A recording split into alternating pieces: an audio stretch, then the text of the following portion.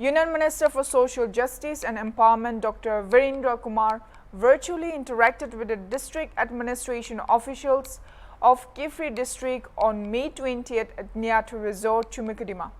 The Union Minister also virtually inaugurated a free distribution camp of aids and assistive devices for identified Divyangyans in the Kifri district. Speaking on the occasion, he expressed his delight over successfully organizing ministry's camp in Kifri and appreciated district administration and staff of ALIM, CO, SVNIRTAR and AYJNISH for defying odds of nature's obstacles to successfully organize the camp despite the difficult weather conditions.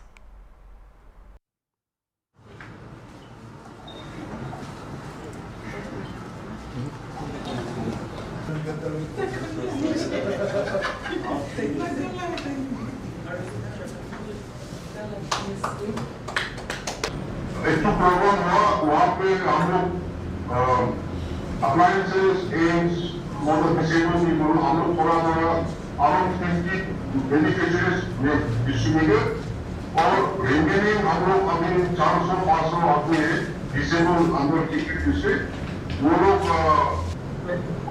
Hearing अभी करेगा। अच्छा second person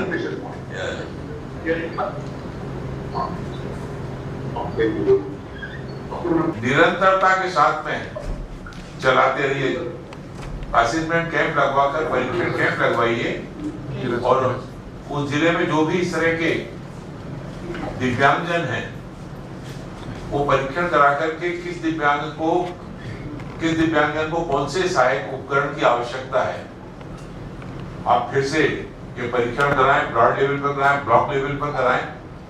और जो बच्चा सुन नहीं पाता है वो बोल भी नहीं पाता है, ऐसे भी कोई बच्चे अगर चिन्हित होते हैं तो उनकी कॉक्लियर इम्प्लांट सर्जरी वो कराने के लिए हम लोग मदद करेंगे। देश के प्रधानमंत्री आदरणीय नरेंद्र मोदी जी ने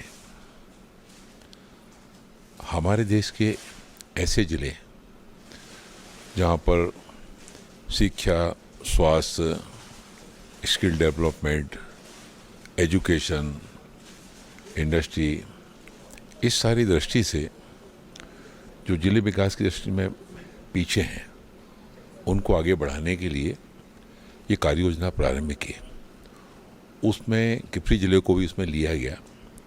आज की इस बैठक के माध्यम से हम लोगों को जाना तो वहीं था, लेकिन मौसम की प्रतिकूलता के कारण वहाँ जाना संभव नहीं हुआ।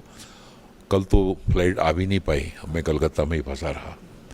तो आज फिर वर्चुअल के माध्यम से वहाँ के सारे अधिकारियों के साथ में विभिन्न विभागों के बैठक हुई, जिसमें उनके विभागों से संबंधित पहले एसपीएसएल डिस्ट्रिक्ट में आने के पहले उन जिलों की स्थिति क्या थी, आज उधर कौन से काम प्रारंभ हुए हैं, उनकी समीक्षा की गई। और कुछ काम बहुत अच्छे भी रहे और कुछ में और अभी काम करने की आवश्यकता है, उस पर भी चर्चा हुई है। और मुझे पूरा विश्वास है कि जिस तरह से केंद्र सरकार और राज्य सरकार,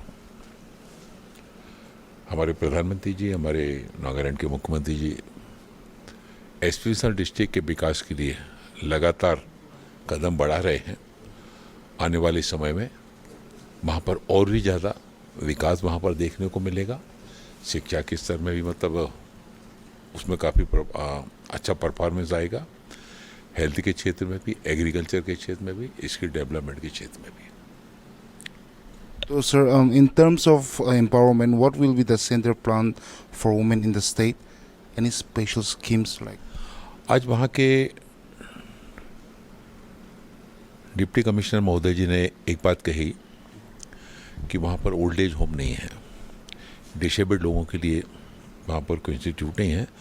तो मैंने उनसे कहा है कि आप प्रस्ताव भिजवाइए, चाहे वो एनजीओ के द्वारा हो या गवर्नमेंट के द्वारा, और जो एनजीओ अगर इस हिस्सा में अच्छा काम कर रहे हैं, उनका सोशल ऑडिट अच्छा होता रहा है, उसको हम मंत्रालय से, सामाजिक न्याय अधिकारिता मंत्रालय से ये वहाँ पर आने वाले समय में प्रारंभ कराएंगे। इसके साथ ही साथ यहाँ पर नागालैंड में सीआरसी नहीं है, सामाजिक न्याय अधिकारिता मंत्रालय की जो देश भर में बहुत सारे स्थानों पर सीआरसी गतिविधियां हैं वो केंद्र यहाँ पर नहीं है, राज्य सरकार के द्वारा और प्रस्ताव भेजा जाएगा। उसके लिए 5 एकड़ ज़मीन की आवश्यकता होती है और जब तक वो बनता है उस समय तक एक वैकल्पिक व्यवस्था के लिए भवन चाहिए पड़ता है।